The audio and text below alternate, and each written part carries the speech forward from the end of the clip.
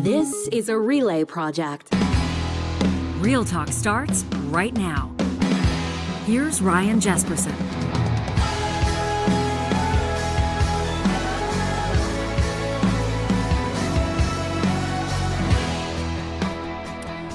All right, so we had a whole plan. We had a whole plan for how this episode was supposed to begin, how this episode was supposed to start. Johnny and I, and then Supriya was going to jump in, and we were going to celebrate Canada's first World Series championship. I was like, remember what's he that talking plan? about? Remember yeah. that plan? Oh, yeah. We didn't want to talk about it too the much. The confetti and the banners and the horn. The silly string and the pew, pew, pew, pew. Yeah. And it was very similar, actually, to the plan that we had after the Edmonton Oilers squared off against the Florida Panthers. And remember, we were going to do a whole episode with the confetti and the horns and champagne, the parade and the jubilance. And they was going to be so happy. And then we cried this morning together. And then we just kind of held each other and talked about what a magical run it was and how it brought the country together. And I guess there should be a spoiler alert for anybody that's not yet watched the game that they PVR'd on Saturday night. Is this 1985? But this is, unfortunately, a conversation we were hoping that we would not be having, which is, again, what it feels like for a magical run, a Canadian team to wind up on the wrong end of a final. It's crazy. I was just talking to someone the other day about like sports these days and athletes. I mean, we've talked about this on the show, like how Connor McDavid, how Ohtani, people at the peak of physical training nowadays. Like it's not like the old days. Like guys used to like smoke darts in the dugout and in the dressing room in the hockey and go out to Oil City on Jasper Ave, on the weekends.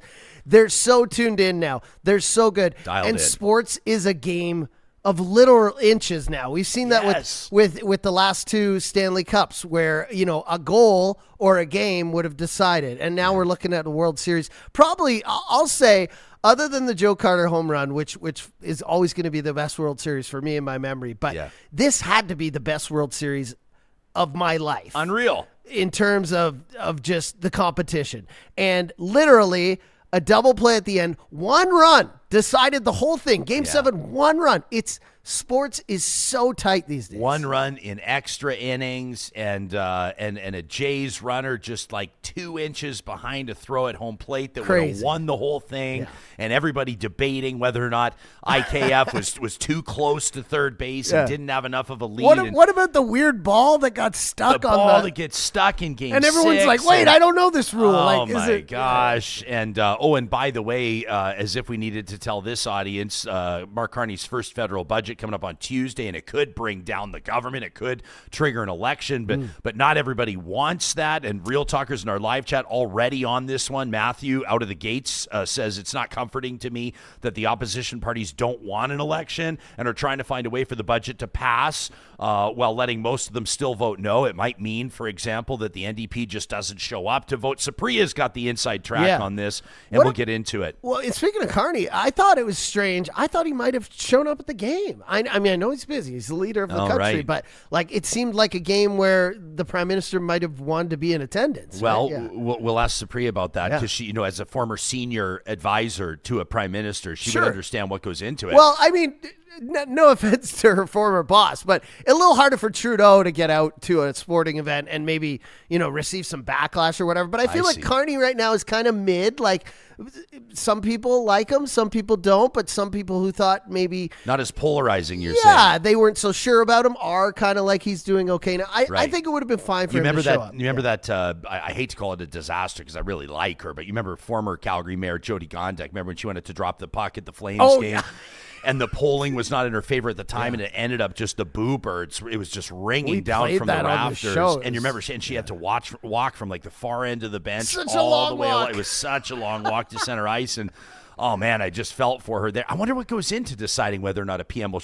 Probably international obligations as well. If they're overseas, that would factor into it too. Well, let's ask her. We got a lot of ground to get to, including with Supriya Dwivedi in just a moment. Let's let you know right out of the gates that this episode of Real Talk is happening with this presenting sponsorship of our friends at RapidX Financial. Real Talk, Real Bitcoin. RapidX Financial gives you 3 easy ways to buy and sell crypto across Canada. Online with Interac e-Transfer, at their trusted ATMs across Canada, or fully guided over the counter, either on the phone or in person. Whether you're an individual that's maybe just getting started or a corporation that's growing its Bitcoin stash to preserve assets, RapidX is there with real local people that are ready to help you at every step. No bots, no hidden fees, just genuine support from a Canadian team that cares about your financial journey. So go get crypto your way, anywhere, anytime with RapidX Financial. You can check them out online at rapidxfinancial.com and let them get you started today. The Blue Jays lose. Now, you know that she was there, Game 6. She had divulged to the show that she had found a ticket or two, and she was going to be at Rogers Centre for what everybody was hoping would be Canada's 3rd World Series title. And I hate to even bring it up because I imagine that it still smarts just a tiny little bit. Where's your head at a couple of days removed? So, I mean, Ryan, you did the very gentlemanly thing and didn't actually divulge the full extent of my text to you, which was to let you in on the fact that I am a bandwagoner of all bandwagoners. And when I bandwagon, I bandwagon so hard that I somehow end up at Game 6 of the World Series Finals. So, I mean, my brother-in-law is the one who got the tickets. He managed to get 4 tickets. So I took my best friend, my daughter, and my cousin, who actually knows baseball, spent his entire life playing baseball and is a huge fan.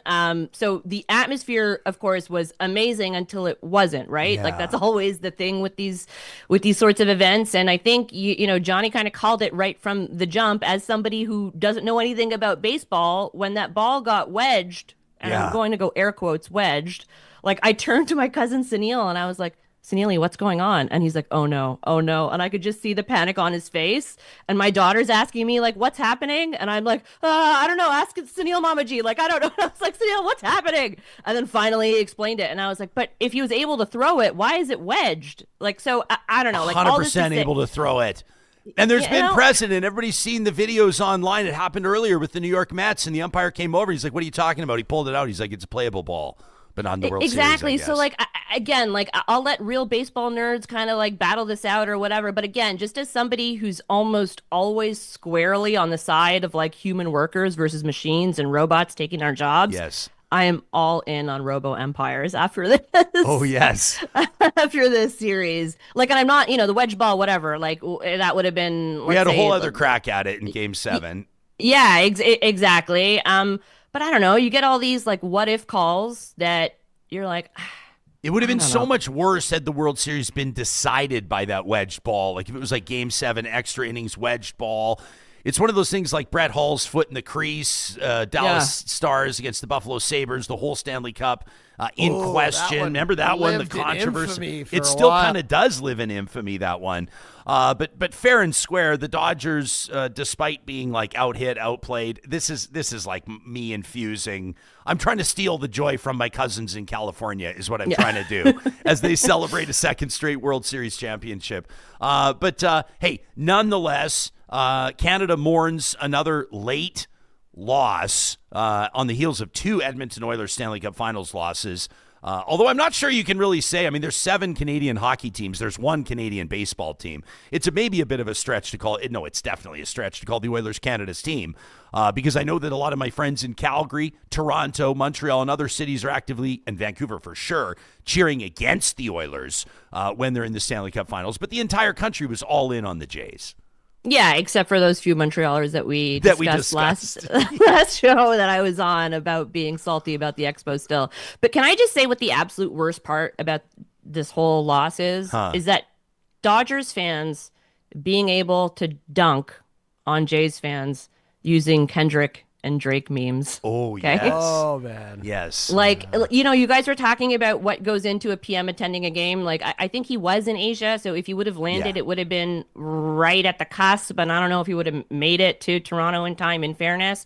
I don't know if, and I take Johnny's point about the last guy being a little bit more polarizing, so you don't want to, take that risk. But there's also just the risk of, like, fans being like, get the heck out of here because you're gonna jinx us, right? Like, there is that whole vibe going on. So I don't know if we would have advised a PM, I'm trying to think of the crew that would have been around the PM at the time, to go to this game. And it's probably a good thing that he didn't, I guess, or that he couldn't, so that he can't be blamed for it. And I mean, if you guys remember when the Oilers did lose last time around, almost immediately there were all these mean tweets from Jenny Byrne, former campaign head for the Conservatives, as well as Michelle Rempel-Garner was up there tweeting pics of Carney with the Oilers to suggest somehow that he caused the loss. And I don't know, the fact that we didn't see any of that this time around maybe means the Conservatives are actually preparing for an election and trying to be a little bit more. Well, I wonder if maybe we should talk about that in this appearance of yours on the show, presented by Mercedes-Benz Edmonton West, our feature interview,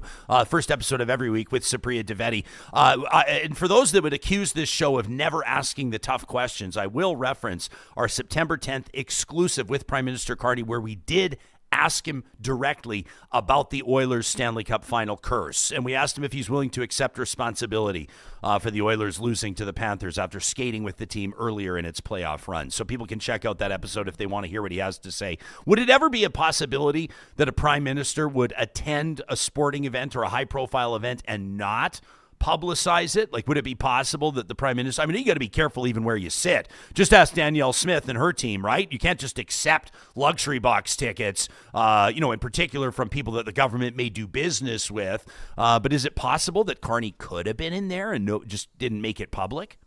I don't think so. Not for a Canadian audience anyway. There's going to be somebody somewhere that's going to catch a glimpse of him or, RCMP entourage that would have to accompany him at some point. Maybe you get a little bit more, you can fly a little bit more under the radar if the game wasn't in Canada, right? Like if you're going to the States for a game. But then, of course, you get all sorts of criticism for going down to the States to watch the game. So I don't know. To me, it's almost like lose-lose for a politician at a really high-profile event like this. And I mean, like, even Jays fans are even blaming Drake for the loss for having shown up for Game 6 and Game 7 and like throwing off the vibe. So I don't know. It's like there's nobody safe. Okay, well, let's get to this. It's a huge week in federal politics. We're going to see the first Liberal budget under Prime Minister Mark Carney on Tuesday, and really nothing's guaranteed. So we're looking forward to your valuable insights on this. But before we do, Johnny jokingly calling this just before the show, just before the live stream starts, he calls it Apology Gate. And the Prime Minister of Canada confirming. We'll play what Carney said and then what Trump said, and then Supriya, over to you. After this Ontario government-run ad, the ad that ran in the United States during the Major League Baseball playoffs, citing Ronald Reagan and his take on tariffs, or as Trump would argue, his misrepresented take on tariffs. Fact checks have not been kind to the current president of the United States, but turns out that as Trump turns off trade talks between Canada and the U.S. as a result of that ad, the Prime Minister had to issue an apology. People said there's no way he actually did until Carney himself removed all doubt. Did you apologize to Donald Trump about Ontario's anti-tariff ad? I did apologize to the president. President was offended by the act, or by the ad rather, and it's not something I would have done, which is to put in place that advertisement, and so I apologize to him. So Carney says, yeah, it's true. He was offended by the ad. I did. He's like, I apologized to him. Now, I want to ask you in a second whether or not it's up to the Prime Minister of Canada to apologize for something that the Premier of Ontario does. I think it's telling when the Prime Minister says, it's not something I would have done. If you've ever been hauled into your boss's office for anything and your boss says, that's not something I would have done, you know that that's a very gentle way of saying, what the hell were you thinking? And then Trump, of course, asked about it aboard Air Force One, and here's what the President of the United States has to say. Vanessa, yeah, please. What did you talk about with Prime Minister Carney? Are you and Canada going to resume negotiations? No, but I have a very good relationship. I like him a lot. But you know what they did was wrong. He was very nice. He apologized for what they did with the commercial because it was a false commercial. You know, it was the exact opposite.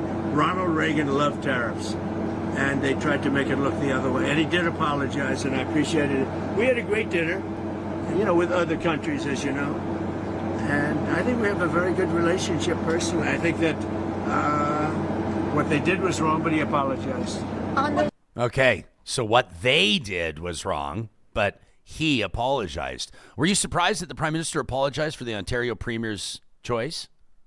So I was more surprised at the fact that we heard about the apology from Trump first. Yeah, and that's where I think the apology gate kind of stems from. I think had Carney or, you know, through maybe not him, but through a spokesperson or whatever had, you know, announced to us, like Canada, that there was an actual exchange and he did apologize, then I don't know if people would be as backed up, you know, with their backs up against a wall of the apology thing, because I mean, it makes sense. Look, at the end of the day, I understand that there's a segment of the Canadian voter, mostly on the left of center, but not uniquely, where they think Canadian leaders, especially our prime minister, should be the point person in giving Trump the finger, right?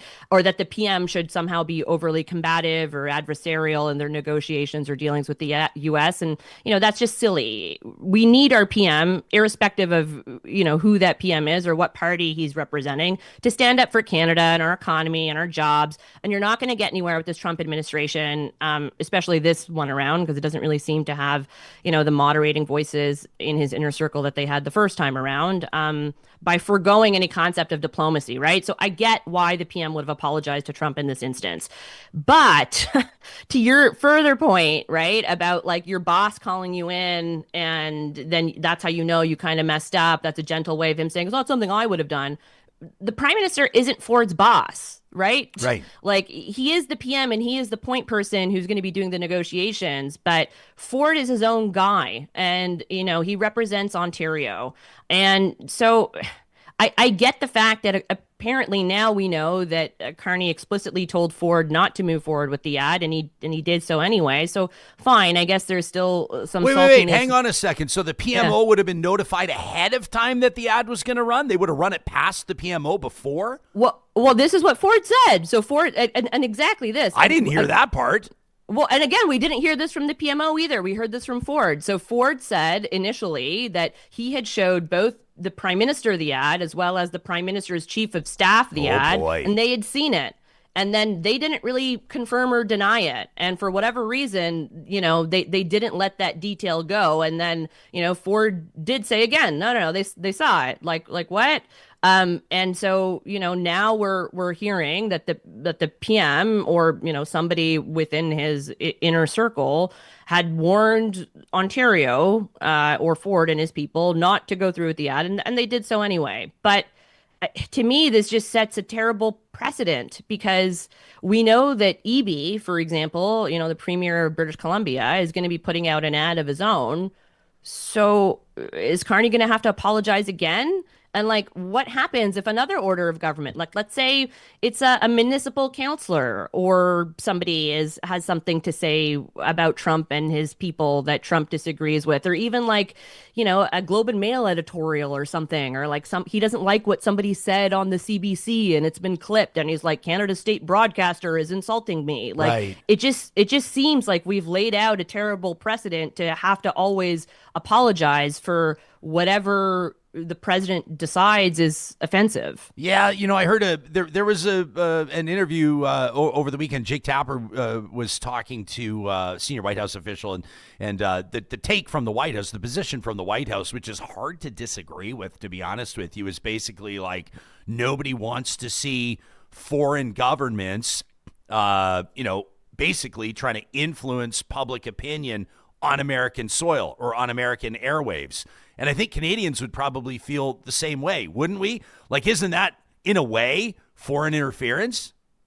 Yeah, I don't know if taking out an ad is foreign interference, to be fair. Like if it was, a little bit more of a pointed message, if it was actually using Trump's words on tariffs in comparison to Reagan's words on tariffs, or if it was pointing out, the hypocrisy and some of the reasoning, or the inconsistency rather in some of the reasoning for slapping tariffs on us, like, right, is it fentanyl? Is it migration? Is it supply management? What is it, right? Like, is it that we were rude to them and now that they've called because of the ad, and now that they've, apparently we're going to slap on an extra 10% of tariffs across the board, but I don't know if that's really come to fruition yet. So I get the thinking, and I get the initial sort of, ooh, this is a foreign government telling us what to do, but it's not really telling you what to do.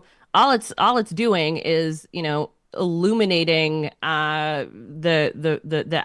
this past revered president for being anti-tariff, which prior to Trump, most Republican presidents would have likely been on the side of Reagan when it came to free markets and trade.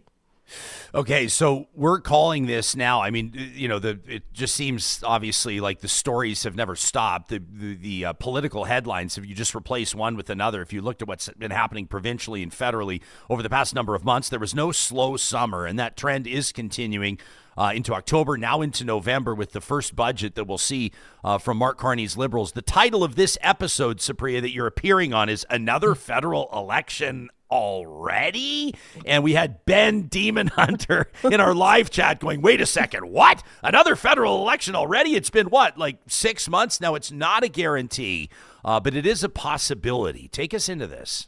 Yeah. So look, anytime you have a government pass, like it's trying to pass a budget, that's a confidence vote, right? So meaning if they don't have the votes for the budget to pass, that means the House of Commons no longer has confidence in the government, and, the government falls and they go to an election. Now, if you have a majority government, you don't really need to worry about whatever the heck the opposition thinks, because you have enough votes to pass whatever it is that you want. Now, the Carney government has a minority government. It's a very strong minority government in that it's only 3 seats shy of a majority, but it's still not a majority. And when you don't have a majority government, it is your job as the government to try and garner support for your budget, or, whatever it is that is being considered a confidence motion. So if the government had actually spent the last few months consulting with the NDP, consulting with the Bloc, trying to carve out specific measures that those parties would then want to support, right? Then the government could turn around and say, well, look, we've spent months and months trying to get the NDP and the Bloc or the Greens, even throw the Conservatives in there if you want. And we've been consulting with them, and they're being uncooperative or otherwise, overly jerky about these negotiations. And they're demanding all sorts of things that are just, not possible right now. Then I think the government could, legitimately go to the Canadian people and say, look, we've tried literally everything. We've been consulting for months. We can't get to a point where they can support this budget. So unfortunately, we are headed for an election, and you can blame the opposition for this, because we've done our due diligence and we've done everything that we've what was within our power. Except they didn't do that, because we know they only started consulting the opposition parties after interim NDP leader Don Davies called them out last two Tuesdays ago, October 21st, saying that he hadn't been consulted yet. And it was that week after Don Davies had already said that Carney arranged for, a sit down with himself and then, all the other opposition leaders. But why did it take that long? October 21st is only 2 weeks before the budget date, right? And for comparison, even before the supply and confidence agreement that the Trudeau Liberals would have had with the NDP under Jagmeet Singh, the government would spend several weeks consulting with the NDP and the Bloc to ensure that there were measures that they were going to support the budget. So again, as much as Liberal partisans will try and spin this as the opposition triggering an election, if we do actually get plunged into one, it honestly will be because the Carney government waited until the last minute to properly do its homework. And as a Tiger mom, I can't condone that. Not just as a former senior advisor to the Prime Minister, but as a Tiger mom. You will not let it stand. Kenzie's in our live chat powered by Park Power. She says it's up to the government to provide a budget that can be agreed upon, not to blame the opposition for wanting an election. It's obvious to me why the Conservatives would want another election. Like, they want another kick at the can. They want to believe that the election back in the spring into the summer was an anomaly. An election, by the way, that cost Canadians $570 million. Let's not let that slide. I know it feels like a drop in the bucket when you're talking about the federal budget, but $500 million is not nothing. The NDP, on the other hand, with no leader as it stands right now, aside from an interim leader, respectfully, with 7 MPs and with their let's call it their bank account drained, maybe not technically, but at least ish. The NDP, 3 of their 7 MPs could support this budget. Half of their MPs could support this budget, and it could pass, and the government could live to see another day. What's the thinking? I mean, I should reference, you wrote about this in the Star. People can check out your column, the 31st of October. Canadians don't want an election. This is why Ottawa might. What's the NDP thinking right now? They hold the balance of power, really, again, despite meager representation of MPs. Yeah, they do in a way. And so I think if I'm the NDP, everything you've laid out is true. They have an interim leader. I haven't really seen where Don Davies kind of ranks in terms of name recognition, but you have to imagine that any interim leader doesn't have the same sort of recognition as a permanent leader would, right? As you mentioned, there are only 7 MPs. They don't have official party status, and they are kind of broke as a party right now. So all of that points to why the heck would they even want to go to an election? But the flip side to that is they don't have official party status and they only have 7 MPs. So what do they really have to lose?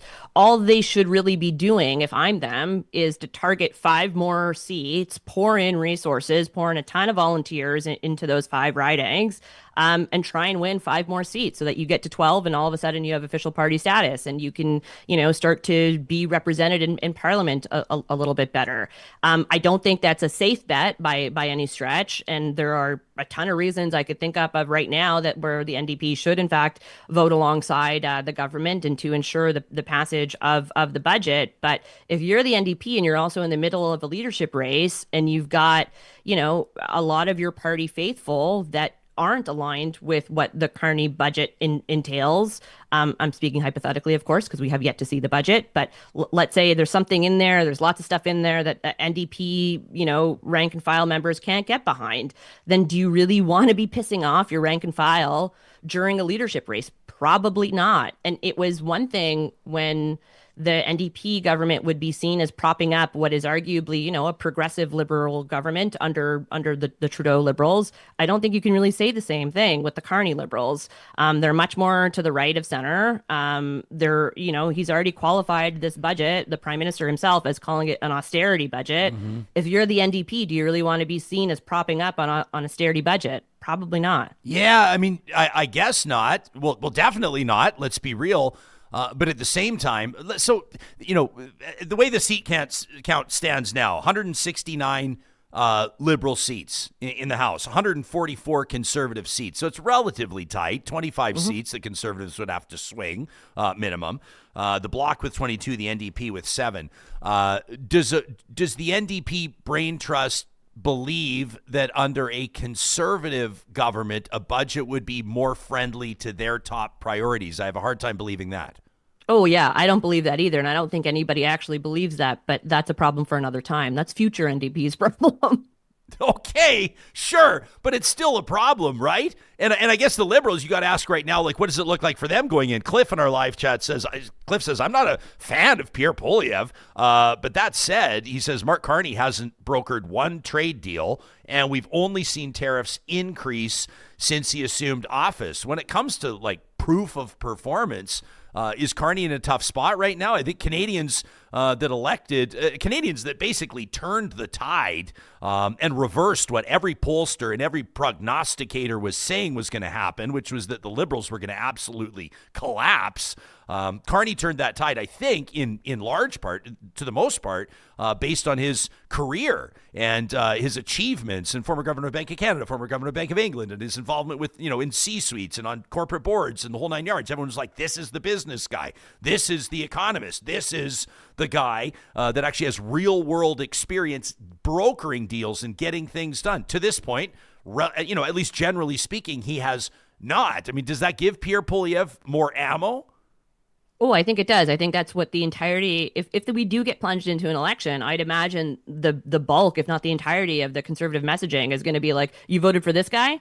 Tariffs are, X% higher than they were. Trade deals stand at 0. We haven't gotten a deal. And then if I were them, I would also be showing clips of an overly deferential Mark Carney in the Oval Office with Donald Trump juxtaposed with some of the language he used in the first election campaign, where, he said that the economic and security partnership or relationship with the U.S. was over. Well, if that's over, why are you sitting around being jokey and jovial and smiling with the guy while we also still don't have a trade deal, right?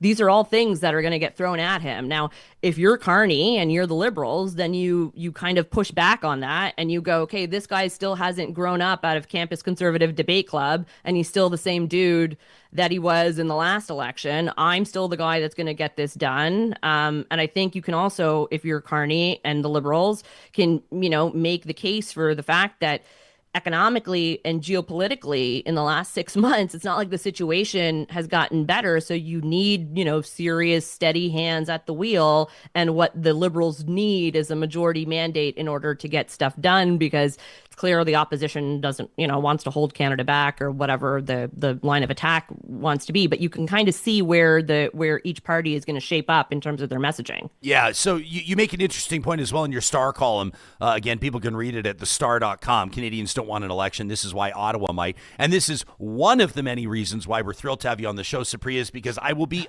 honest. Let me acknowledge a blind spot as a Western-based pundit, as a prairie-based talk show. Oftentimes, I'll kind of just blow over the Bloc Québécois storylines. Yeah. I'll kind of just take a look at them and then move them to the other side of the desk, if you know what I mean. Totally. But the Bloc has a horse in this race, not just because of 22 seats and not just for obvious reasons around political participation and democratic representation, but there are things happening in your home province of Quebec that may lead the Bloc to believe that they can ride a wave of momentum that could see their seat count increase as well, were another election to be triggered. Yeah, so in provincially in Quebec, you have a resurgent Parti Québécois, which is of course the sovereigntist party.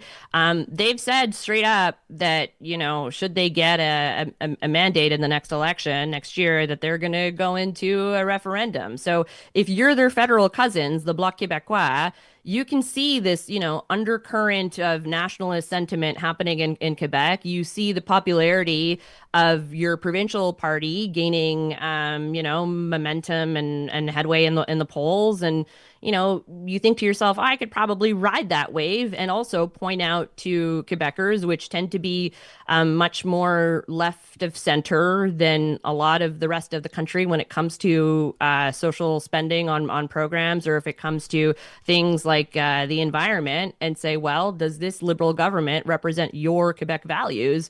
And for a lot of Quebecers, including a lot of Quebecers that are currently sitting in that Liberal caucus, the answer is no. And this is a problem for Carney right now, is that there are these pockets of discontent Liberals, all, whether you're the Environment Caucus that now sits separately, or not separately, but sits as its own caucus to try and push the Liberal caucus towards matters that they consider more environmentally conscious, or whether you're a bunch of Quebec MPs that are wondering whether or not this is the guy that sold himself to Quebecers during the election. There are a bunch of people that are like, I don't know, I don't know about this guy, and you think about the inroads that the Conservatives made with East Asians and South Asians and younger voters in the last election, and if you're the Conservatives, like, to me, those are good numbers, and that's a dice that I'd be willing to roll again. Okay, so in our live chat, powered by Park Power, Auntie Danny says, I believe Carney is smart enough to get a budget together where he can then sit down with the NDP and the Bloc and make the tweaks. I mean, hope so. Sure. People will see it tomorrow. It's tabled tomorrow. Meantime, Super Chat Ken says, hang on though, like, what sort of deal does anybody think that Carney was going to make with Trump? Like, keeping Kuzma in place, Canada, U.S., Mexico agreement, keeping it in place as long as possible is the best deal that we would have with the United States. It would only otherwise get worse. Like, what does a realistic expectation look like? Yeah, that's a great point. And I don't think that's wrong, right? Like, protecting Kuzma is the number one thing right now. The problem is that in the lead up to the campaign and then during the campaign, the Liberals consistently framed Carney as the guy that was going to get a tariff-free deal for Canada. Whether or not that those words were explicitly used consistently, that kind of narrative and that kind of messaging was definitely part of their winning campaign strategy.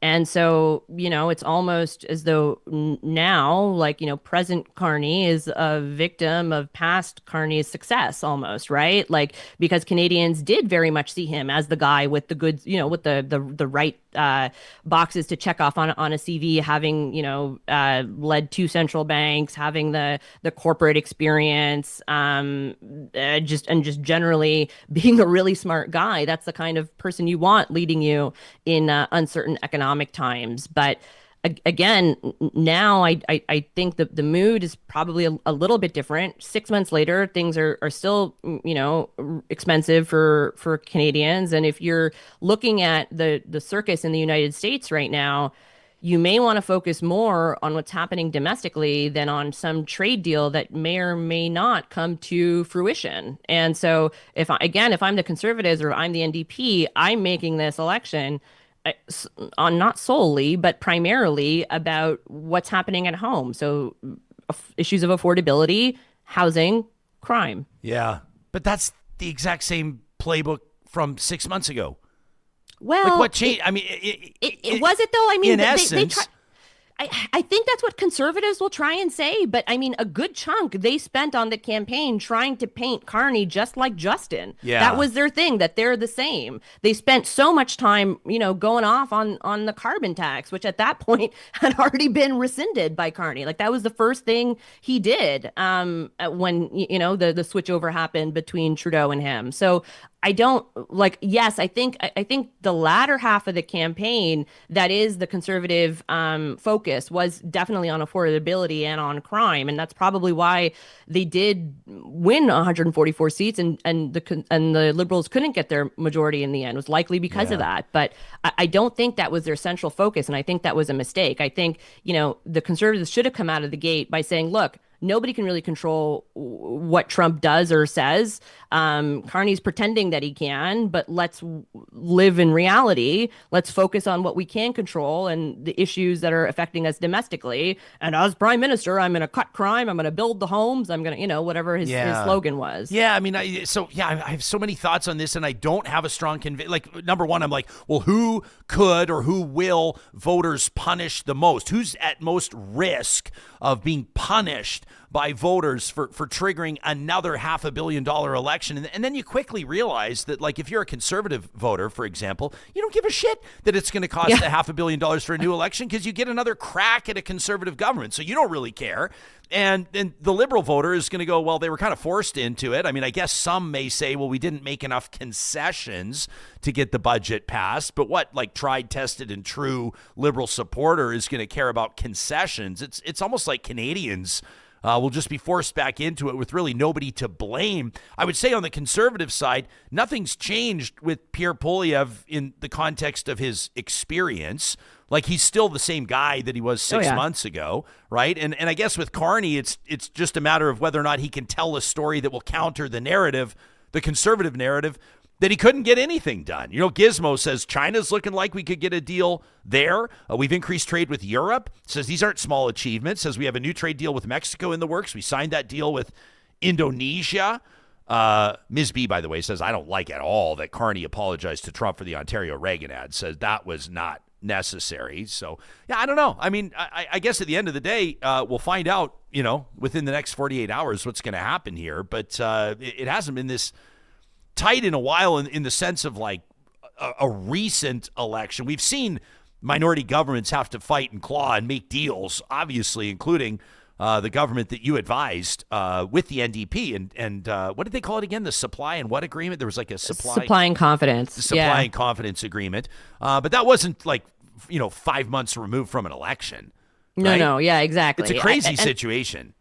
It is, and I think everything you're saying is right. But the one other thing I will say that works to the advantage of the Conservatives is that, generally speaking, their voters tend to be much more motivated to get off their butts and go to the polls. So if people are very much like, "Ooh, Christmas election, like WTF, like no, I don't want to do this," you can count on Conservatives to actually show up in larger numbers to vote. And that's going to be one of the main problems for the other parties, particularly the incumbent government, to try and get Liberal supporters to the polls when, so many of them would have switched their votes based on polling at the time, to your point, that we were looking at a shellacking from the Conservatives to go towards the Liberals because they thought, Mr. Carney was going to be better as PM, which in my view, he still is compared to Poilievre. But at the end of the day, it's not just a Supriya vote, right? It's like, so we're going to have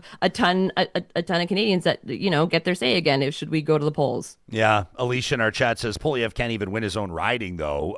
It's like, beating a dead horse. How far do the Conservatives really feel Poilievre is going to take them? He's like Trump without the charisma. I would say to Alicia, I don't see a lot of similarities between Trump and Poilievre. I think Trump's a leader, and I think Poilievre appears to be a bit of a follower, seems to jump on trends that Trump may establish and try to sort of like, sort of try to harness some of that lightning. I don't see many similarities between Trump and Poilievre. But the fact of the matter is, Poilievre did lose his riding, had to go run in Battle River Crowfoot in Alberta. I wonder if Bonnie Critchley gets another crack at it in Battle River Crowfoot. If Poilievre runs again, you have to assume where he would in the riding where he originally wanted to be. What would you expect the difference in campaign resources would look like in Poilievre's home riding? I'm talking about the Ontario riding. Again, they wouldn't make the same mistake twice. No, probably not. But that's a good question. I don't actually know where he would run again. Like, does he run in Ontario, or does he? Wouldn't you think? Yeah, Wouldn't it be weird if he ran again in Battle River Crowfoot? I mean, he lives like Canadians. I think should have minimal. I understand when your leader loses. Naheed Nenshi in Alberta did not lose a riding, but of course he won the leadership of the Alberta NDP, and then he had to get into the legislature. So when Rachel Notley resigns, he runs in Edmonton Strathcona. But I think everyone acknowledges it's a little bit weird that the former mayor of Calgary is representing the riding of Edmonton Strathcona. I think most people feel, aside from the hyper-partisan team players that, and also the tacticians that acknowledge you got to get your leader in the House. I mean, that's got to happen. Sometimes you got to just make a move, whatever or wherever you can make it, and get them in there. But then with the benefit of time in the next election, you'd think, I would expect at some point Nenshi runs again back down in Calgary. I would expect at some point Poilievre runs where he lives in Ontario, wouldn't you? Yeah, I would think that. But the counterpoint to your example is Jagmeet Singh in Burnaby, right? Yeah. Like, he ran there, won there, and then stayed there until he lost. So I don't know. Like, and to your point about going back to the Ontario riding and what they would do differently, I mean, in fairness to Poilievre, he was upfront about the cuts that a Conservative government would have made to the public service, whereas the Liberals weren't necessarily as forthcoming with what they were planning on cutting this time around. And then you now have the public service that's going to be looking at Tuesday's budget very concerned about what it means for them and their future. And those Ottawa ridings are all, and the surrounding areas tend to be quite heavily tilted towards the the federal public service. So, you're going to have quite a few voters that are likely going to be a little bit pissed at the Liberal government this time around in those ridings. Yeah, and you've also got Damien Kirk, the MP who won in a landslide in Battle River Crowfoot and then resigned his seat so Poilievre could run there. And I don't imagine that Kirk, I've not heard this from him. I'm only speculating. This is just my gut instinct, but you have to assume that he resigned in this. He's a young guy, appears to have a bright political future ahead of him. You assume that he resigned under the premise or under the assumption that there would be another election within the next, 6 to 24 months kind of idea. I don't think, and again, I've not heard this from him, but I don't think that he resigned in the sense of he's resigning from federal politics forever. So you'd have him on the outside looking in as well if Poilievre were to run again in Alberta. Yeah, that's a really good point, actually, that I hadn't really properly considered. But and if you look at it, or if you go back to read some of what was said at the time of his resignation, and everybody in the conservative family and movement congratulating him on his sacrifice and taking one for the team, a lot of the language was, "We'll look forward to seeing you again," right? It was very coded that he wasn't going away forever and he was going to come back. So that's a very good point. You and I always typically try to find at least one story that the internet is exploding around. And while I do feel a little greasy sharing this, I'll show you what's on my screen right now. What do you make of this hug at the University of Mississippi between Erika Kirk, Charlie Kirk's widow, and U.S. Vice President J.D. Vance? People magazine is writing about it. Everybody's talking about it. Where's your head at? So, look, I will say this. Anytime you've got a hug or a handshake or, I'm from Quebec, so we do the two cheek kiss thing, on both cheeks as a regular hello. If you get a freeze frame of it, it can look much more uncharitable than it was originally intended for, right? There's actually a very famous picture of my former boss and current First Lady Melania Trump doing what I believe was a two cheek hello kiss or a one cheek hello lean in handshake.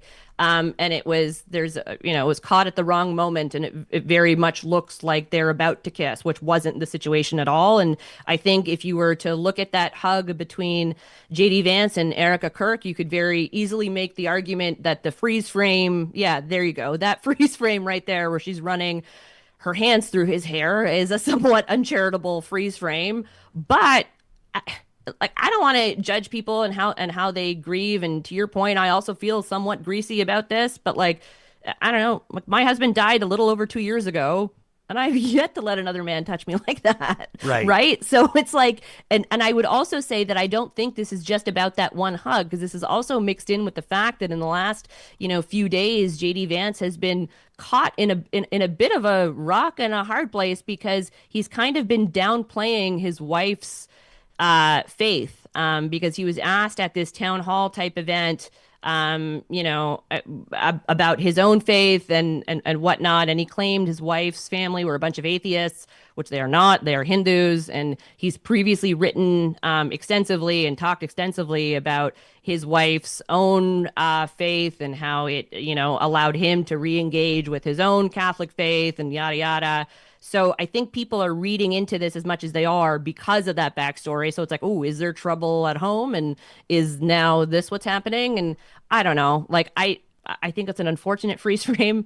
I don't know. If you just lost your husband, a few weeks ago, would you be on stage like that?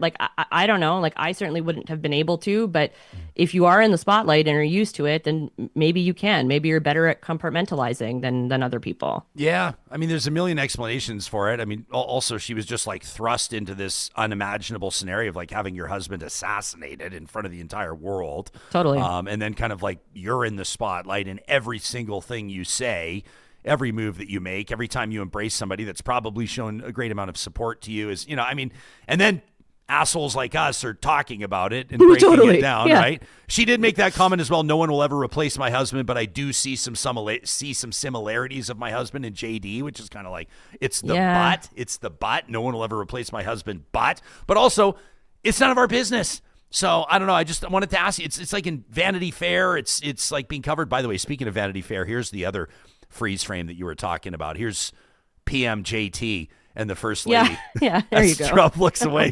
Yeah. It's hard to imagine why Donald didn't like Justin. I can't wrap my mind around it. This gets me going in the morning. I don't know. Yeah. Okay, so as we bring this full circle and wrap, my dear friend, in our feature interview presented by Mercedes-Benz Edmonton West, there have been some rumblings that because they brought the country together and because they won the American League and because they went to Game 7 of the World Series, that the Toronto Blue Jays should enjoy a parade in Toronto. What do you think? No, Tiger Mom, parades are for winners. You're not a winner. Okay. Sorry. Agreed. No participation. It was a great run. Yeah, we don't do participation trophies in this house. Okay. Real medals only. Real medals only. All right. Hey, we love every time we get to talk to you. We'll do it again next week. Thanks very much, Supriya. Sounds good, Ryan. Yeah, you got it. Supriya Dwivedi, her appearances here on Real Talk, presented by our friends at Mercedes-Benz Edmonton West. We're going to get to your comments in the live chat, plus Locked and Loaded. Looking forward to this one. We're going to learn a little bit more about carbon capture. We had a great conversation about energy, climate, the economy on our October 31st episode. That was our most recent, our Friday roundtable. And James Fann has agreed to join us in follow-up. He's from the International CCS Carbon Capture and Storage Knowledge Centre. That's coming up here on the show. We're always keen to know what you have to say about what you're hearing here on Real Talk. You can send us an email anytime to talk@ryanjesperson.com. Edmonton is here because the river is here. So we care for it, protect it, share it. The water of the North Saskatchewan sustains all of us. It's a big job to treat and deliver it, river to tap, to over 1 million people. So you can have and enjoy a glass of the Sask. On tap, made local by Epcor. This is a message for established professionals or business owners that may be asking yourself the big financial questions, like should you be paying yourself in dividends or salary, or should you put your savings into a TFSA or your RRSP, or maybe just leave your investment inside your corporation for your eventual retirement? You know, there's another option that your current investment advisor may not have brought to your attention. At North Road Investment Council, these are the questions they're helping their clients answer every single day. If you're a real talker whose business is earning greater than $200,000 annually, if you're over the age of 40, an option that deserves a serious look, the Individual Pension Plan, the IPP, a powerful retirement strategy that can provide higher tax-deferred savings over RRSPs, and there's other valuable features, but it's not for everybody. And that's why the team at North Road has put together a clear, plain language white paper outlining the benefits and the challenges of an IPP so you can learn if it's right for you. You can request your copy today by connecting with Marshall, Carey, and the team by way of their website. You'll find North Road Investment Council online at northroadic.com. California Closets, the best in the business when it comes to custom closets and storage solutions for the entire home. Today I want to talk to you about what they're doing in the garage, storage cabinets, even premium garage installations. You know, a lot of people think of course, the primary bedroom, the walk-in closets, those beautiful Murphy beds when they think of California Closets, but the garage is the workhorse of your home. Why not make it work a little harder for you? With custom-designed garage cabinetry, drawers, shelves, specialty wall storage racks, create a purposeful room for efficiently storing garden and snow tools, sports equipment in the off-season, keepsakes, even holiday decor. You can check out their storage cabinets gallery and request a free consultation today by visiting their website, californiaclosets.ca. And for those of you considering a return to school, you want to pursue that post-secondary journey, the one that you've always had in the back of your mind, now you can't deny it's front of mind. You want to re-enter the workforce. You want to level up your knowledge, but you perceive there to be some barriers in your way. Maybe you don't live anywhere near a brick-and-mortar university. Maybe you've got a full-time job. Maybe you're working 2 jobs. Maybe you remember that sandwich generation. You're looking after your parents and your kids at the same time, and free time is at a premium. Athabasca University has a fit for you, guaranteed. You can learn about the AU Advantage by visiting their website, athabascau.ca. That's where you'll find out how you'll benefit from flexible study options, accessibility for students around the world, personalized learning plans, and a supportive community. Again, you can connect with Athabasca University. Get the ball rolling. Even apply today at athabascau.ca. I don't mind this comment here in our live chat, powered by Park Power. Actually, many of you say, Gabe says, yes, there are assholes that are talking about that hug between the two. Others are saying, just when it comes to the hug like that, I have no interest in talking about the hug. It makes me feel icky. Johnny, do you have a thought on the hug? It wasn't so much the hug, it was the hand in the hair during the hug. I think it's silly. I think all of this talk about how, his wife was always like an eccentric, in the public eye kind of person. I don't think that changes when you lose someone. Is it weird that she's out and about earlier than most people say that grieving widows should? I don't know. If your whole life is in the public eye, I mean, also, who cares what other people say? Their whole life was kind of pumped up and oversaturated with politics and debate and all this stuff. So I don't know if she ever had a normal, if you want to call it, quote, normal life before, and if she would now. But I think all this stuff, I agree with Supriya, like screen grabbing, like a shot of someone's hand in someone's hair on stage and all this other stuff, and telling people how to grieve is kind of ridiculous. We could disagree with the politics and the opinions and selling merch at a funeral. Yeah, I was like, well, that's kind of out there, right? But like, this whole thing about following her around, waiting for her to make a mistake, and insinuating that J.D. Vance is going to divorce his wife and get married to Charlie Kirk's widow so that he can secure a 2028 presidential. But it's all craziness. Marianne in our live chat says this is a foolish distraction. 100%. You know what it was for me? This put it on my radar. This popped up on my social media over the weekend. I'm showing it right now. This was like at people.com. Like, since when is People magazine? Since when does People care about this? J.D. Vance, Erika Kirk's warm hug at a Turning Point event goes viral. And so People is talking about it. I would just say this. God is like forbid you hug someone. when you lose a loved one, especially in such dramatic and horrific fashion, it's really nobody's business, I think, your pace of, or even what's helping you in your journey. Maybe for some people, pulling down the blinds, locking the door, and sort of mourning in private is the thing. For other people, probably getting out there and being around supporters and people that love you and people that loved your husband. That probably helps too. 100%. And no matter how you feel about Charlie Kirk or his widow or their opinions, like, she's also being used here. She's being peddled out to events by the president, the vice president, all sorts of other people who have agendas, bringing her out on stage over and over. Like, how are you supposed to grieve properly in the first place when that's happening? Yeah, no kidding. We're going to turn the page here of an excellent episode, if you ask me, on October 31st, as we focused on energy, the environment, and the economy with a panel of experts, and it demands a follow-up. We always want to keep these conversations continuing, in particular on carbon capture solutions. And we're thrilled that James Fann has agreed to join us. He leads the International CCS Knowledge Centre, which is a Canadian nonprofit that's sharing real-world lessons from Canadian carbon capture projects to provide trusted expertise for projects and technologies in order that they can advance with confidence.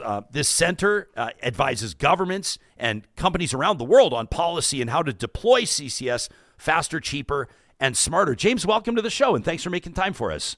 Yeah, thanks for having me, Ryan. Yeah, a lot of people they've heard of carbon capture, they've heard of CCS, but they're not 100% sure how it works, let alone how bold they feel it can, what their conviction looks like on how much of a solution this may be or what a boon this may be, in particular for Canada's energy economy. How did this first wind up on your radar before you were steering the ship at the CCS Knowledge Centre? Well, it probably goes along with this industry, as I spent the majority of my career in the energy industry, in oil and gas. And I think when you look at all the things that, we have as Canadians as resources, natural resources, it was such a great part in being able to be part of the growth story of the energy sector.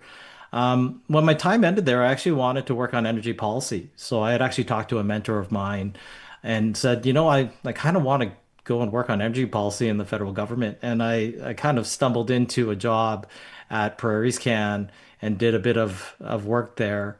And I ultimately did have a coworker who was working at the Knowledge Center at the time who said, "Hey, James, there's something interesting going on over here, and they could use someone like you." And I think it's a really great segue into thinking about, the foundational skills that you can learn in one sector are really applicable into another. So, I've been in this organization for about 3 years, in my current role for about 2, and I think it's just such a great way of trying to utilize the people in the energy sector and find ways to use their capabilities to help this sector as it grows. It's been interesting. I've spoken to Alberta's Premier Danielle Smith about this. She's been bullish on carbon capture well before she was elected to that office. We spoke to Canada's Prime Minister Mark Carney about this, and the federal government is quite bullish on carbon capture as well. He mentioned by name the Pathways Alliance initiative. But on the street, I found that people, and it seems regardless of how they vote, although I'll acknowledge I don't ask everybody how they vote when we talk about energy, but there seems to be kind of mixed feelings about it. Some people think that this will launch Canada's energy industry into the next generation, and others are somewhat cynical around it. You must encounter your fair share of cynics. Oh, absolutely. I think we know some of the facts today is that, first, carbon capture is something that we can do. We've done it a lot in Canada, but it is also very expensive. And so we have to think about, the evolution of this sector to make it more affordable. Because especially if you're using public dollars, you have to be really responsible with that. And you really want to make sure that there's a proper return for the country on that type of investment. So we do run into it, but we also see globally different countries with their policies have been able to advance it and be able to create new great jobs. So I was recently in London, and we had heard that a lot, where changing and evolving these jobs into high value jobs that people want, that protect industries and manage emissions. I think those are all really important things that come out of this. So as mentioned, the CCS Knowledge Centre is advising governments around the world, which is obviously an incredible opportunity for you and your team, I suppose, to champion what's happening not just in Alberta, but what's happening across the country. But when governments ask, or when industry asks, does carbon capture actually make a difference? What examples are you able to cite? What are you able to point to? Well, in Canada, we have 2 of the most well-known projects globally. So Quest, as well as Boundary Dam 3. So Quest is located in Alberta, and BD3 is located in Saskatchewan. Those projects have been running for over 10 years. And I think they have a huge track record in showing and demonstrating that carbon capture technologies work and it can be stored. I think there's a lot to be taken from all the real life experience that we have. And I think we've done a great job as a country to be able to share this information with a lot of different countries which have been building their projects. So as you evolve into these next generation projects, you're hoping to see economies of scale, things to go faster. So a good example is China has reportedly been able to go from final investment decision to operations in 18 months at less than $40 a ton, which is roughly less than a third of what a lot of people are reporting today. So when you think about our impact with a lot of different global players and how they're approaching their carbon capture projects, we really do see Canada has played a very outsized role in being able to prove that up. So when you say that it's expensive, like, who's actually paying for it? Like, does the average Canadian see any benefit from this at this point? It's probably harder to connect all the lines. The amount of carbon capture costs are significant, especially for projects that we're looking domestically. The interesting part is it creates a lot of jobs and it creates a lot of opportunities. And so when we think about our industry and decarbonizing our industrial industries, and that's everything, right? Cement, steel, fertilizer. There's so many different sectors that are global commodities. There is an opportunity to make sure that, we keep people employed. There definitely is a cost to it, because I think as your previous guest has said, is, someone has to pay for disposing these emissions into the atmosphere. And I think when we think about we produce emissions, we have to think about the disposal. And as a developed nation, we have to do that. But there's absolutely a cost. And it'll be hard to tie down, are we getting our money's worth, until you see the net effects of how the global marketplace plays out. My understanding is that you have a connection, at least a small connection, to David Keith, who joined us on our October 31st episode. Yeah, I listened to the last episode with three very, very smart people. So Sarah, Ed, and David. So I did my MBA at the University of Calgary. Yeah. So I live in Calgary, and he guest lectured while I was doing my MBA. And I remember a very, very impassioned debate. I think we were debating on water because David is a very smart person. He started carbon engineering. Hugely knowledgeable. So yeah, it was a fun connection, and so it gave me a little insight into what you're probably gonna do to me next. Well, I don't want to do anything to you next, but I did. Like, we pride ourselves on robust conversations, as you know, James, which is why you're here, and we're grateful for it. But we did ask David when we were promoting your appearance on the show. During his appearance on the show, we wanted to give him an opportunity to ask you a question directly about carbon capture and storage. And here's what David wanted you to answer. How much will this really protect the ability of us to extract money from the Alberta oil business to fuel whatever's next in Alberta? I mean, at some level, let's just come down to it. Let's forget about the environment.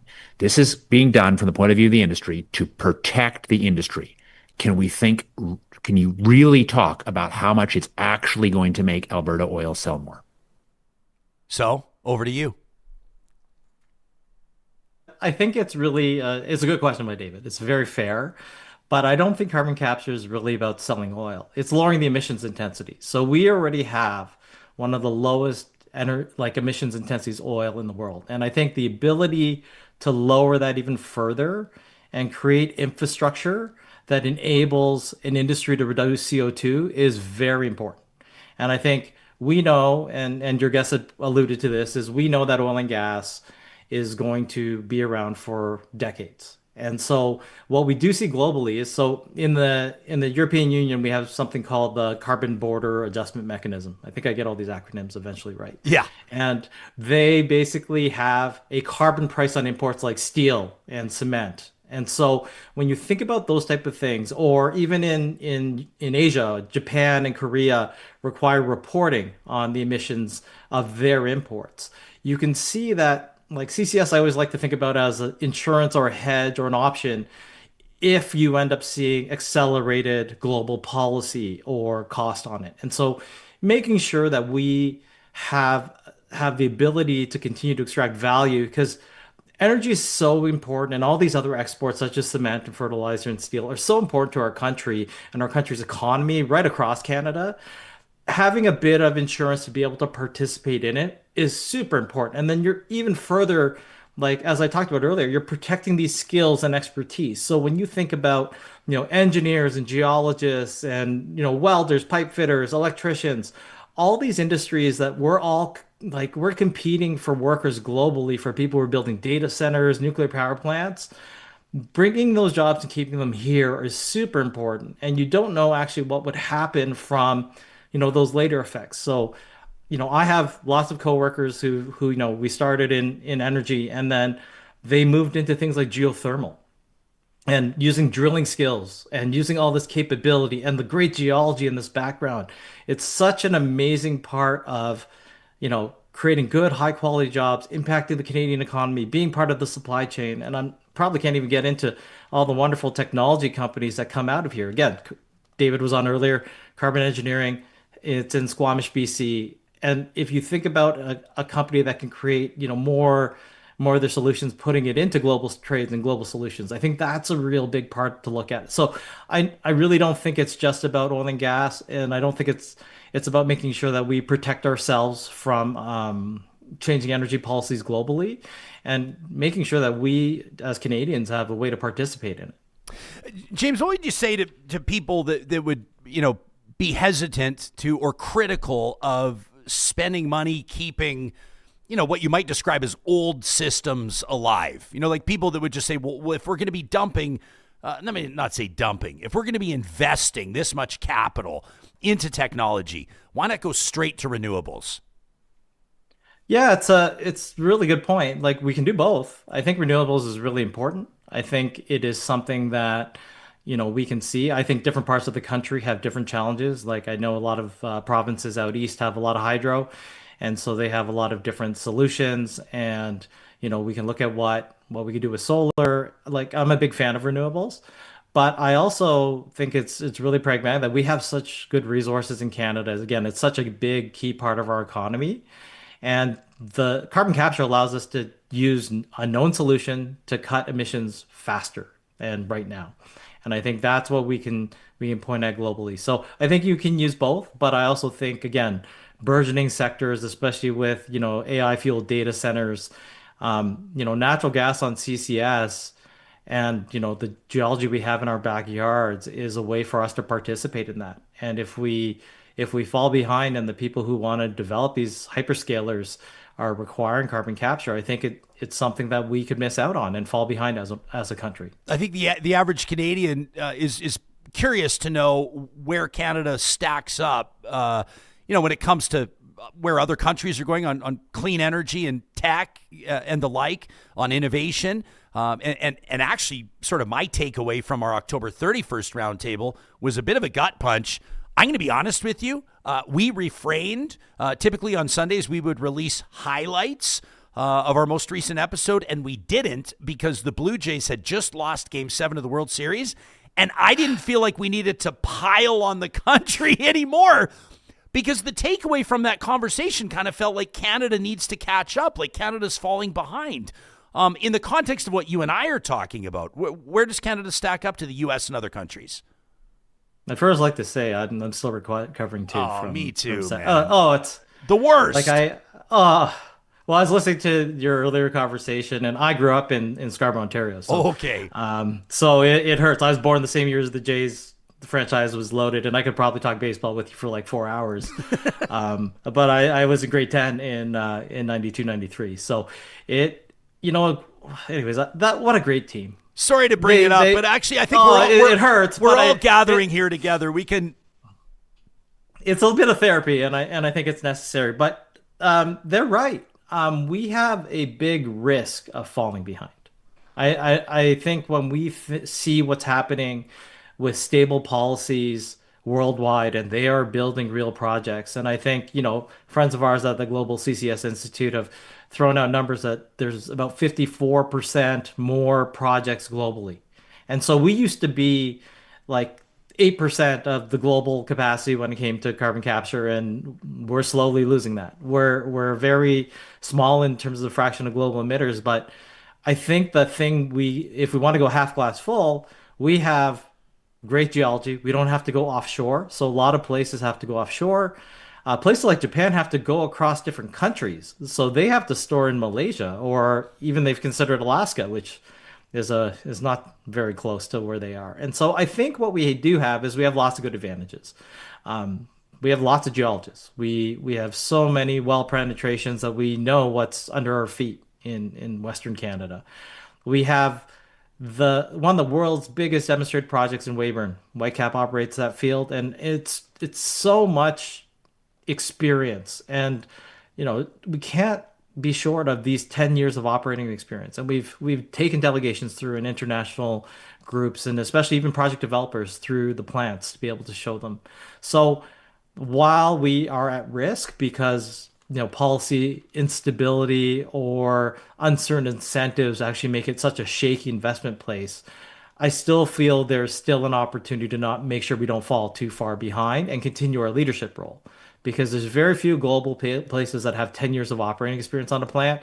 And I know that when it comes to these plants firing on, people are going to really want to know, what has been learned over those 10 years. And, I know you have a graphic up on our website. There's lots of things that we've been able to share publicly about what has been learned on lots of different global projects and studies.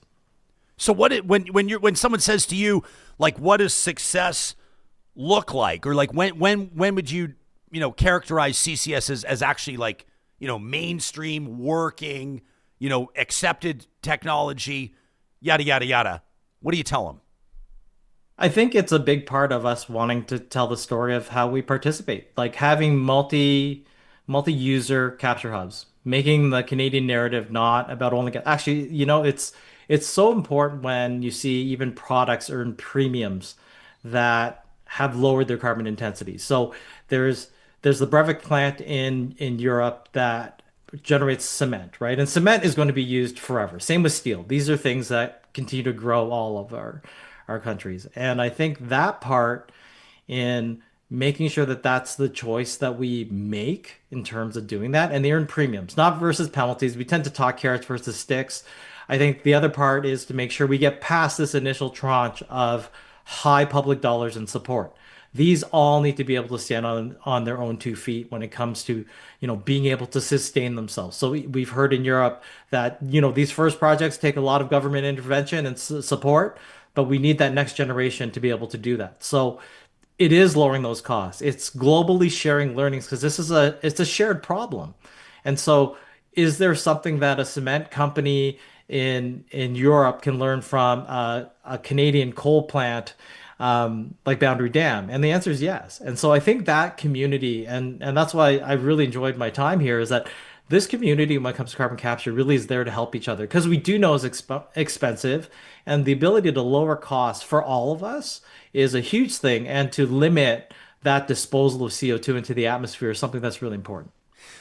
How would you characterize, like everybody's talking about where the federal government's priorities are right now for obvious reasons with the budget dropping tomorrow, and then we'll see what happens from there. Supriya and I spent like half an hour talking about it before we checked in with you. I was not surprised. But I think, one thing that encourages me is when we take a look at industry stories and we see that they're not 100% dictated by partisan interests. I remember former Liberal MP Randy Boissonneau in here talking about the Pathways Alliance initiative about a year and a half ago, which I kind of went, huh. And then Prime Minister Carney was in talking about it, and I went, because I think a lot of people look at like oil and gas is conservative and like, solar is liberal and these types of things. Are you keeping a keen eye to see where budget priorities are on Tuesday, or how would you assess, the federal government's buy-in, provincial government's buy-in, and how important is that to the survival of the entire initiative? It's been really important to actually hear how the federal and provincial governments have been talking and working together. I think that's such a huge positive. What we see globally is making sure that it's, cross-party approaches, right? I think it's the interest of all of Canada to make sure that we have, the foundational projects and being able to work together. And I think that's what I feel encouraged about it. I do think we have to either get on and do this or just accept that we're falling behind and then we don't need to push any more paper. I think it's one of those moments when it comes to, these projects to see if we could really actually start doing things. And I think when Sarah was talking on October 31st about, people are starting to get impatient and we really want to see action. I think by having alignment across different provincial governments and it's probably not only ours, because I think, some of them do come with export lines in that consideration. I think it's really important we've heard the support. Now we want to see some action. And I think we further want to see, because I know our friends at Heidelberg and Edmonton are patiently seeing if they can make their project actually go as well with all sorts of different carbon hubs. And so it's really important for us to see this alignment, and that alignment to see if we want to participate in that action.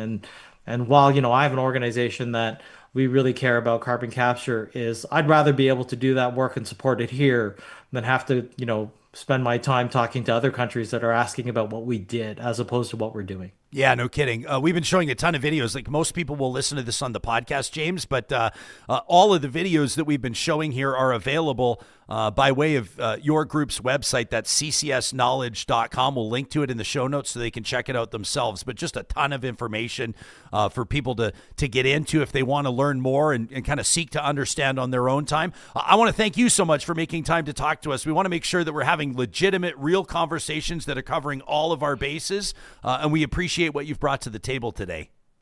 Perfect. Thanks, Ryan. I look forward to continue listening to your podcast. Yeah, we appreciate that. And best of luck as we all collectively heal from. We'll look to next year for the Jays. You think they're going to re-sign Bo Bichette? Oh, man. I hope so. I'm actually waiting for the injury report to see how hurt Springer and Bo and the rest of them were. Yeah. You rarely get opportunities to watch the whole country watch baseball. And I think that's a great thing, because there's a lot of people who say, oh, baseball's boring and all these. This was one of the most, compelling storylines from a day-to-day basis on watching it. So I hope they sign Bo. I really do. Like he hit so well, basically with one leg, and playing second base, like all that stuff was amazing. So I'm going to be the optimist. I want them to sign him. So for a brief moment, a brief moment in Game 7, I was like, Bichette just returned to hit the World Series winning home run. That's where for several innings, that was where I was at mentally. Oh. I know. I don't mean to rub it in. I'm not rubbing it in. It's hard. It's hard. The bullpen's been tough all year, so it is something that, again, great season. Those guys showed tremendous heart playing, and again, I really enjoyed actually being able to walk around the city to see all the Jays gear, whether it's new or not. And so great. I think it's great stuff, and hopefully people will continue watching and supporting them. Absolutely. Thanks, James. Appreciate it. Yeah, thanks, Ryan. You got it. That's James Fann, who leads the team at the International CCS Knowledge Centre. Again, I'll show you their website here so you can check it out. They've got just a ton of stuff going on there, but you can check out ccsknowledge.com if you want to learn more. Doesn't that just sort of like everything is kind of like Jays are infused into it? Doesn't it just go to show that when you and I connect today, even before the live stream starts, our live stream presented by California Closets, first thing we talked about was Jays. The first thing we get to with Supriya is Jays before federal budget. Mm-hmm. I'm not surprised that James Fann has a connection to the Jays growing up in Scarborough, and he's got to take on the Jays. It's like, I would imagine that 85, there's always going to be the group of Canadian, and that's totally fine. It's totally fine. I saw somebody, I don't remember who it was, earlier in our live chat that jumped in a little bit late to the stream and said, aside from sports, did I miss anything? Was it Cactus Sheriff or someone signed off the other day, said if it's going to be nothing but baseball talk for the rest of the day, I'm out. I get it. There is going to be a faction, a segment of the population that doesn't care, but at least a surface or entry level, it feels like almost everybody had some involvement, had some emotional investment into the World Series run. Oh, yeah. I was at a wedding on Saturday, and this was like, the highlight for everyone was watching it, and, I'm announcing it. At one point, I was like, did I jinx it? Because I was like, they were 2 outs away, right? I was like, they're 2 outs away from winning the World Series. I was just kind of updating them every inning or whatever, but it definitely put a damper on the entire evening at the wedding. Like, there wasn't a lot of dancing and celebrating after. Like, people started, all right, let's go home. But you know what? I will agree with the with the Debbie Downers and the naysayers, because I do need a break now from baseball. I need a break from things. So after today, Johnny, excuse me. After today, I'm just I'm not gonna think about baseball for a little, okay? I've got enough problems. Well, what is there being to an think Oilers about it? fan and a Miami Dolphins fan? Oh, I've got issues right now that I can't. You do have you don't serious even believe issues. what I gotta watch every week with these two teams. So I'm good. I'm good for stress, okay? Yeah, I found myself feeling a little bit pathetic. No offense. The other day, just like keeping my fingers crossed, and this was like an hour and a half. No, not even. It was like an hour after the Game 7 ended. The Dodgers were soaked in champagne on Canadian soil, which also kind of stung.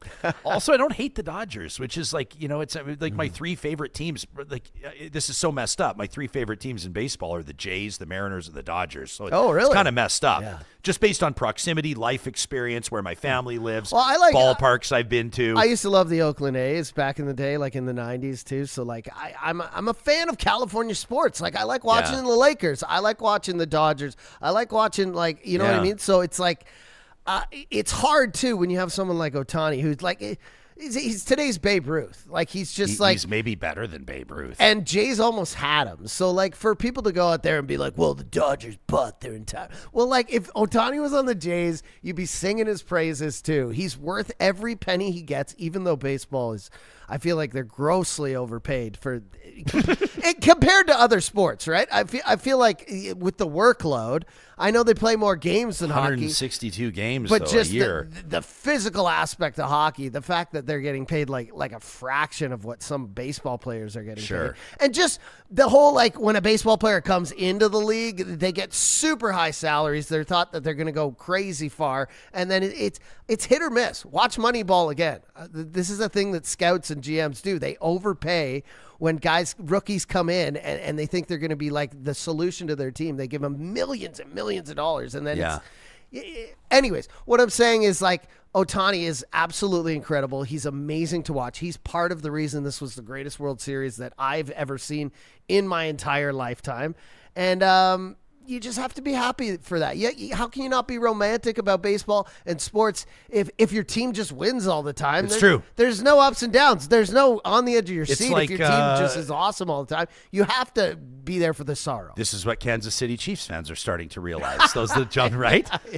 Big loss to the Bills yesterday. This is they're starting to realize you're not going to win the Super Bowl every single year. Not to say that Mahomes couldn't win the Super Bowl this year, but it's looking less and less likely. Yeah. And how fun is it when you're just dominating all the time? It's like why even buy tickets to a game? It's why you had a bunch of New England Patriots fans through the Brady years. I was going to say though, it was like it kind of felt pathetic like an hour after the World Series when it was like thrilled that the Oilers were able to pull it out in overtime against the last place Chicago Blackhawks, or maybe not technically last place, but come on, let's up our presence here. Hey, I want to get to some more comments, including I want to share something funny with you. This was a first for me. I think I've hosted 1,000 events in my career, but this was a first over the weekend. That in just a second.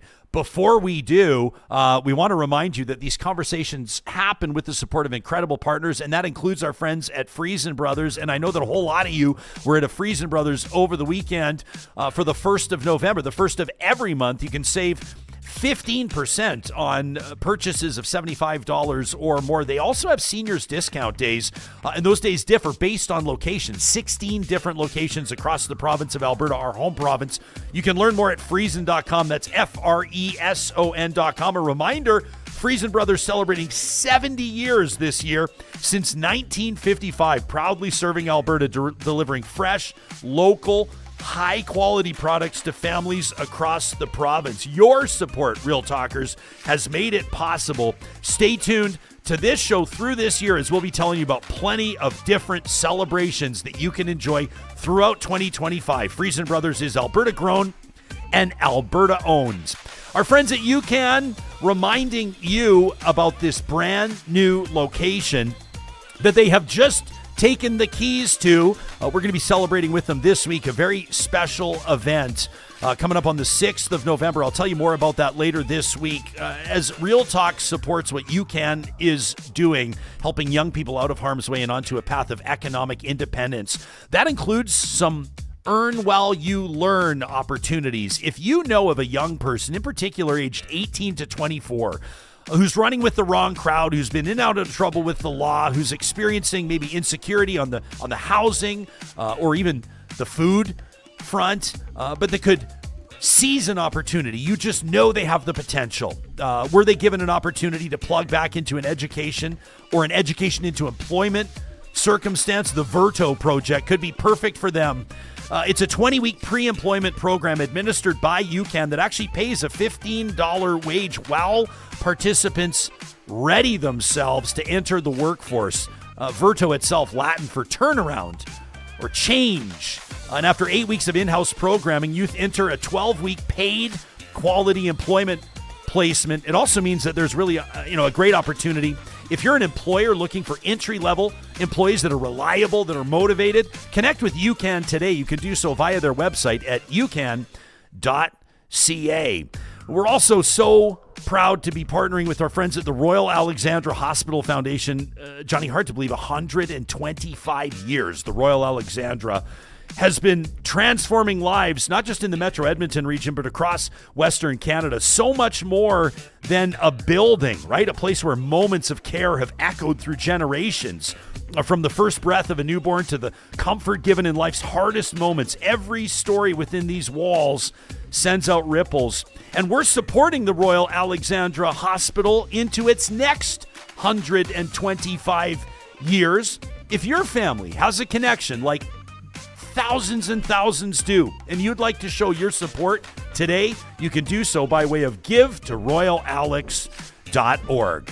We also want to remind you our friends at Play Alberta are seeing winners across Alberta every single day. You can check out playalberta.ca or download the Play Alberta app to get the latest odds plus odds boosts. And don't forget, Thursdays on Real Talk, the feature Alberta Wins, which shares stories of how Alberta is winning on the national and international stage. All of it presented by our friends at Play Alberta. People still talking about this ball in the wall. The ball in the wall. I have mixed feelings. I'm not enough. Like I wouldn't describe myself as a bandwagon fan, but I'm pretty close to a bandwagon fan. I mean, I love for the what, Toronto baseball Blue. or Yeah, Jays? when it comes to baseball in general, I love baseball, but I don't think that I'm not schooled enough on how the rules work to be able to talk to whether or not that was legitimate. I would say this for the LA Dodgers players, those outfielders that had to make a snap decision on the fly whether or not they were going to play that ball, they did an absolutely incredible job making that call. They did, and it's like, so the rule here is it's meant for when a ball's stuck on a wall up high. So theoretically, like unplayable. Yeah, like if it's going, sometimes to the left or right of a field, the walls are higher, or certain fields have higher walls. The thinking is like a player can't reach a ball that's stuck in a wall crease high up, right? Yeah. But this rule, it pertains to the entire wall. So that's where it kind of like people were a little confused. But if it gets stuck at the bottom, it's pretty much the same as if it gets stuck at the top or the side or anywhere else. It's a dead ball, right? And if you think about baseball, most of the time, the ball's in motion unless it's in a glove, right? It hits a wall, it bounces, it does whatever, right? So yeah, Greg says, well, what if the ball would have rolled just a couple of inches after it hit the ground? Totally different story, Greg. Oh, yeah. Totally different story. It's still in play, but it just got sucked right in. I know. Oh, my gosh. This is so fun. I wanted to share this with you. Our friends at Hope International Development Agency, we're so proud to partner with them and support them here at Real Talk as they celebrate 50 years of transformative projects around the world, including in Ethiopia. That was the focus of this year, these water projects that have been saving lives, literally. The number of young kids from like newborns to age 5 ultimately that lose their lives due to waterborne illness. It's astounding. It's heartbreaking. And the team at Hope International has been doing amazing work through the years since 1975 in Ethiopia in particular. And I was proud to support them at their Hope Gala this weekend at the Edmonton Convention Center. But it was hilarious because I'm doing the live auction for them. We're looking to raise a few $100,000 basically to help their water projects. And Johnny, as you can see here in this photo, I want to show you this photo. I posted it on all my socials. If you guys follow me at Ryan Jesperson, you'll see it. But I'm doing the live auction, but they also wanted Game 7 updates as we were going. And so check this out. I'm going to zoom in on my hand. I don't know if you can see this, but I'm trying to do the live auction and I have my notes for the auction items here, but I'm also holding my phone, which is streaming the game. And so I'm like, all right, we have this once in a lifetime opportunity to go stay in a 500-year-old villa in Italy. And we're going to start the bidding at $5,000. We're going to have a $5,000 bid. Somebody give me $5,500 for $5,500, $5,500. And it's now 2-1 Blue Jays. And now back to the Tuscany, and it was just absolutely hilarious. But so many real talkers there in the house. And it was wonderful to see you all there. And shout out to Hope International. You can check out hope-international.org if you want to learn more about supporting them. The first episode of every week, courtesy of our friends at Solar by Kuby, we focus on a positive. We find a silver lining. This is Positive Reflections, and it's a tradition here on the show. And typically it'll be a story of a random act of kindness or somebody paying it forward, some sort of a miracle, humanity on display. But it just felt this week like the appropriate thing to do was to find one of the many positives of the Jays' run all the way to Game 7 of the World Series. And this interview... ever since the game ended, we've just tried to be around each other and, just show that love because this is rare in our game to have a team that, really feels for one another and loves each other. And I don't know, I just feel for everybody. I've been crying for probably an hour, so I thought I was done with the tears, but I just love these guys so much. It was so much fun coming to work every day and, battling with these guys. And we have so much to be proud of, even though, it didn't go our way. All I care about is just hanging with these guys for, another couple hours. I feel for the guys. I feel for everybody in here. We grinded so hard. We went through so much all year, and I go to war with Jeff Hoffman every day of the week. I'd want him on the mound. I want Beebs on the mound. Those are guys who, I would take a bullet for. And, 99 times out of 100, those guys get the job done. You know, obviously just wasn't our night here, but like I feel for those guys so much. You know, I had a chance to win it there in the ninth and didn't get it done, but you know, I want that one back too. Just like those guys, I'm sure want those pitches back. I can't emphasize it enough. Like, those guys busted their tails all year, came through in big moments. Just wasn't our night. We gave it everything we had, and, you know, when you fall short, but you can say that, you know, you left it all out there. There's, you know, something to be proud of there.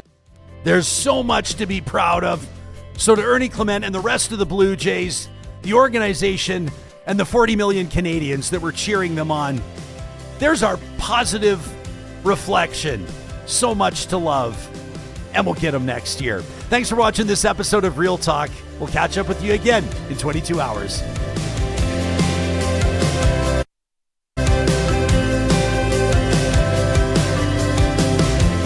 Real Talk is hosted by Ryan Jesperson, executive producer Josh Dunford, technical producer John Hicks, general manager Katie Cook-Chivers, account coordinator Lauren Sterlego, human resources Lena Shepard, website design Mike Johnston, voiceover by me, Carrie Skelton.